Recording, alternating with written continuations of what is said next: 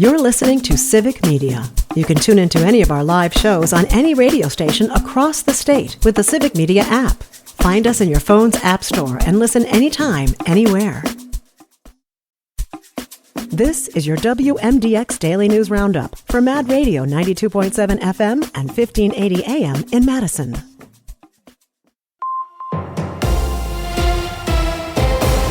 For 92.7 WMDX News, I'm Savannah Tomei Olson. The father of the Abundant Life shooter is now out on bond. Jeffrey Ruppnow is charged with 3 felonies for allegedly supplying the gun his daughter used to kill 2 people and hurt 6 more before ending her own life at Abundant Life Christian School in December.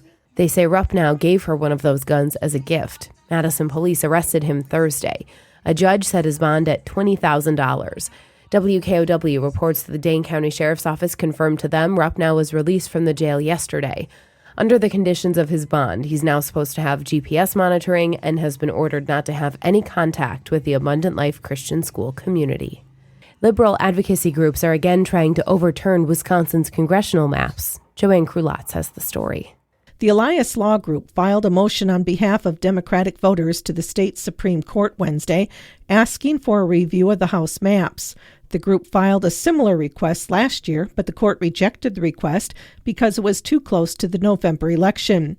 The current maps only have 2 of the state's 7 congressional districts with the potential for real contention.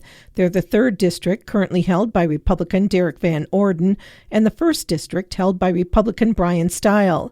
The new lawsuit will be heard by a liberal court after Justice Susan Crawford won the spring election. The court's 4-3 liberal majority will remain in place until 2028. Meanwhile, Wisconsin has joined yet another lawsuit against the Trump administration. This one includes a coalition of 15 states suing over the president's efforts to fast-track energy-related projects.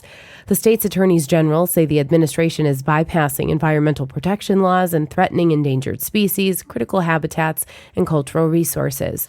Trump issued an executive order declaring a national energy emergency on the first day of his presidency. The order urges oil and gas expansion through federal use of eminent domain and the Defense Production Act. The attorneys general wrote in the lawsuit that those kinds of steps are supposed to be reserved for actual emergencies like the aftermath of hurricanes. White House spokesperson Taylor Rogers says the president has the authority to determine what constitutes a national emergency, not attorneys general or the courts. And there will soon be more flights to New York City from Madison. The Dane County Regional Airport is adding more nonstop trips to the Big Apple. Right now, Delta has flights from Madison to LaGuardia, but starting in September, American Airlines will have them too. That means every day there will be 3 flights from Madison to NYC. Madison's airport has direct flights to 17 cities. And Lisa Hale has our weekly check on prices at the pump. Gas prices continue to drop throughout Wisconsin. Gas Buddy reports Wisconsin is seeing an average price of $2.91 a gallon, down 2.8 cents from last week. Head of Petroleum Analysis at Gas Buddy, Patrick DeHaan, said with only minor fluctuations for Memorial Day travel, he expects prices to remain low for the near future. 40 states saw average gas prices fall over the past week as refineries wrapped up their seasonal maintenance and prepared to boost output. Nationally, a gallon of gas averages $3.08. That's reporting from Lisa Hale. Dane County is right on target with the rest of the state. A gallon of regular should cost you, on average, $2.91. I'm Savannah Tomei Olson. You're listening to 92.7 WMDX News. The Brewers losing Cleveland. Hi, I'm Mike Clemens with sports. The Brewers lose to the Guardians last night 5-0. Milwaukee with runners in scoring position 6 times, yet still shut out. Manager Pat Murphy says never mind that there's still only 2 games below 500. We're all kind of struggling bad. Some teams would be with our situation. Some teams might be satisfied being in the hunt, but we're not playing well. The Brewers say that pitcher Brandon Woodruff now headed back to IL after injuring his right ankle in his last rehab start. In basketball, NBA insider Shams Charania reporting on ESPN that this time the Bucks trading Giannis is on the table. They have 1 first-round pick that they can trade 6 years from now. They have top-heavy salaries, and again, Giannis Antetokounmpo, the 2-time NBA MVP, he has not made any firm decisions about his future, but sources tell me for the first time in his 12-year NBA career as a Milwaukee Buck is open to exploring what it looks like potentially outside of Milwaukee. With sports, I'm Mike Clemens.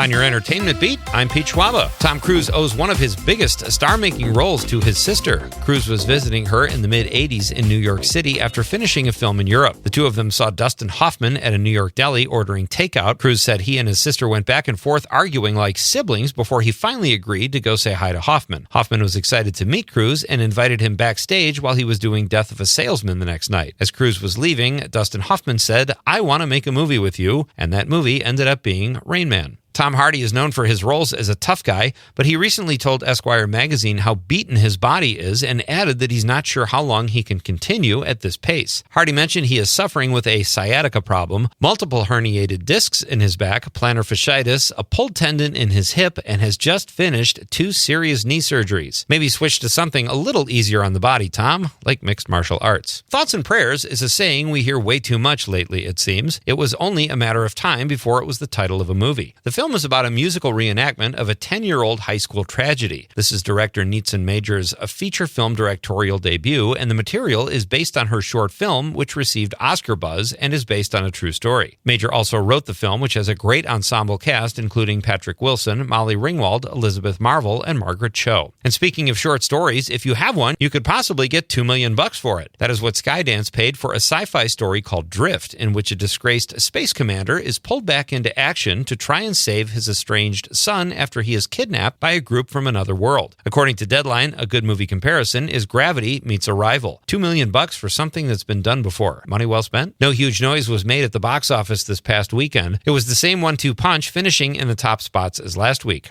Thunderbolts was number 1, bringing in 33 million big ones on a weekend that saw no new major releases. The Marvel film has reviewed well and seems to have legs and could possibly stay in the top slot until Mission Impossible Dead Reckoning Part 2 opens on May 23rd. And coming in second place for the second week in a row after 2 weeks at number 1 was Sinners. The vampire period piece has incredible box office legs and took in $22 million this past weekend. It's 4th on the big screen, bringing its total to $215 million domestically. Coming in third place is the resilient The Minecraft Movie. Rounding out the top 5 were The Accountant 2 and the newly released Clown in a Cornfield, which came in with just over $3 million. Who's ready for some Mission Impossible? For more showbiz fun, tune in to Nightlight with me, Pete Schwaba, weeknights from 6 to 8 p.m. on the Civic Media Radio Network.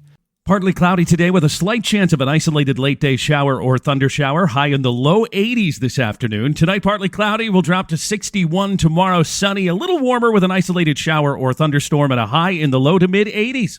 I'm meteorologist Sean Cable. Right now, it's 64. That's your WMDX Daily News Roundup from Civic Media. Subscribe to this podcast on Spotify, Apple, or wherever you find your podcasts. Find more news at mad.radio. The national news cycle never stops, but it can be hard to find news about your local community. Civic Media is dedicated to providing quality local and state news coverage across Wisconsin. With the Civic Media app, you can get notifications about local stories that matter to you and your community. Find the free Civic Media app in your phone's app store and choose notifications from the menu to tell us what kind of news you want to hear about.